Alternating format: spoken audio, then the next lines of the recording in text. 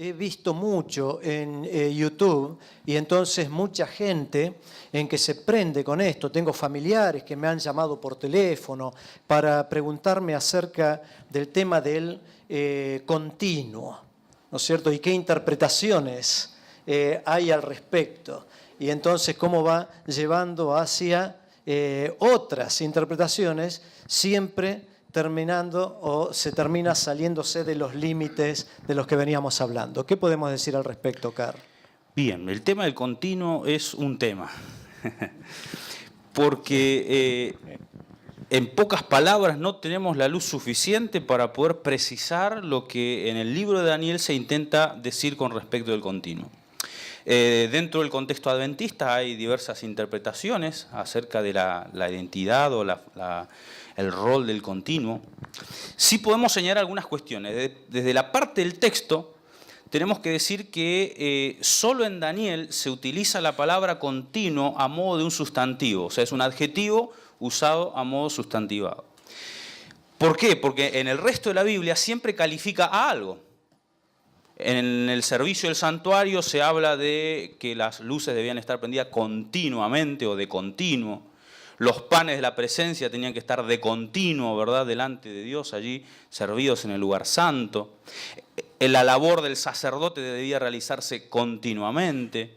Está el sacrificio continuo, ¿verdad?, aquel corderito que sacrificaba a la mañana, a la salida del sol y a la puesta del sol. O sea que la palabra continuo siempre califica a algo, ¿no?, a lo largo de la Biblia. Solo en Daniel se habla de el continuo, sin especificar qué, lo cual es un uso particular que no nos permite encontrar fuera de Daniel ayuda como para poder precisar con exactitud. La postura más, o una de las más difundidas, es que efectivamente puede hacer referencia a la totalidad de la obra salvífica de Cristo en el santuario celestial, porque de alguna manera esta palabra nos conecta con cada uno de los servicios y los elementos del santuario en el templo. Pero hay tal vez una serie de citas de Elena de White que no son muy conocidas cuando se estudia este tema, al menos de estos sermones o de estos temas que hay en internet con respecto a la interpretación del continuo. En ninguno he escuchado que se citaran esta cita, pero Elena White habló de manera muy clara con respecto a este tema. Porque ya este debate con respecto de qué era el continuo, si la obra de Cristo o en realidad era el paganismo, que era otra de las interpretaciones que había en los pioneros, ella se expresó de manera muy clara. Leo espigo así algunas ideas que ella ha escrito.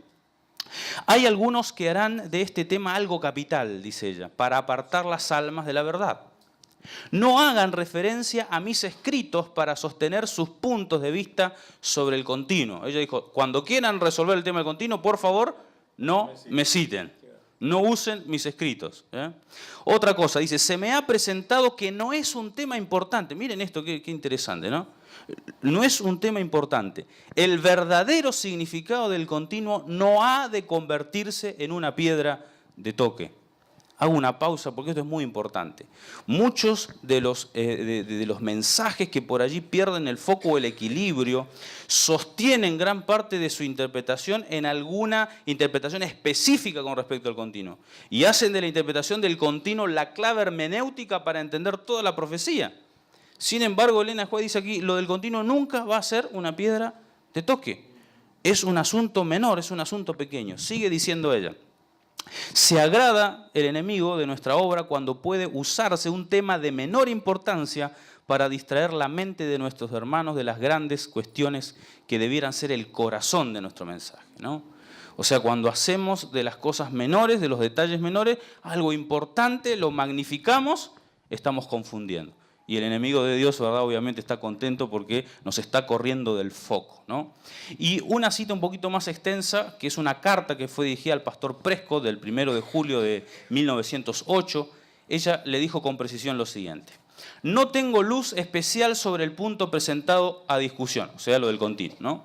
Y no veo la necesidad de tal discusión. Sin embargo, se me ha instruido que le diga que ese pequeño asunto sobre el que está concentrando su pensamiento vendrá a ser una gran montaña a menos que decida dejarlo en paz.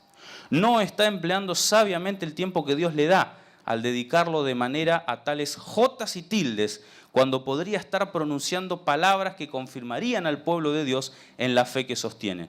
Dios no ha puesto sobre ninguno de sus pastores la obra de sembrar semillas que producirán confusión e incredulidad.